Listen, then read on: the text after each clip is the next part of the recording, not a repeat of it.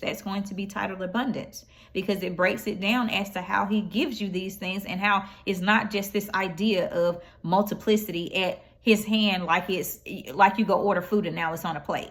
That's not what he means by that. And so to just kind of touch on that, when he says he gives you abundance freely, he's giving you the gifts to use freely, guys.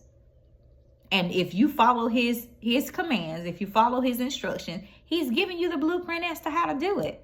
You can't operate out of fear. He's told you that's not from him. You can't operate out of doubt. He told you that's not from him either.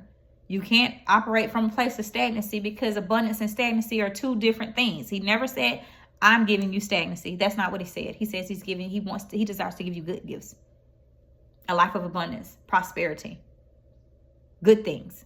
Okay? So anything that negates that is not from him. Darkness and light cannot coexist. We've been over this numerous times.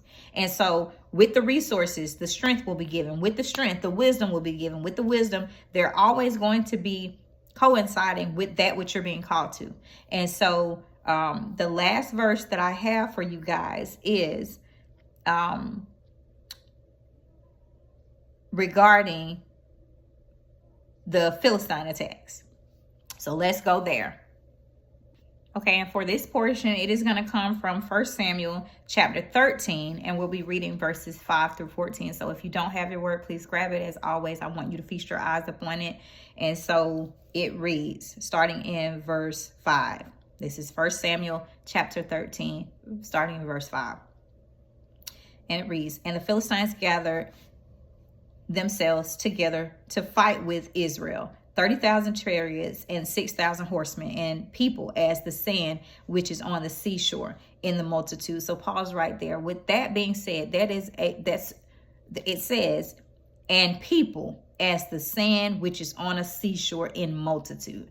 You think about a beach and how much sand is there. That is the capacity of people in a viewpoint of how many people are housed there. So not only the 30,000 chariots, 6,000 horsemen, and people, as the sand is to the seashore in multitude. And they came up and pitched in Michmash, eastward from Bethaven. When the men of Israel saw that they were in the strait, for the people were distressed. Then the people did hide themselves in caves and in thickets and in rocks and in high places and in pits. And some of the Hebrews went over Jordan to the land of Gad and Gilead. As for Saul, he was yet in Gilgal, and all the people followed him trembling. And he tarried 7 days, according to the set time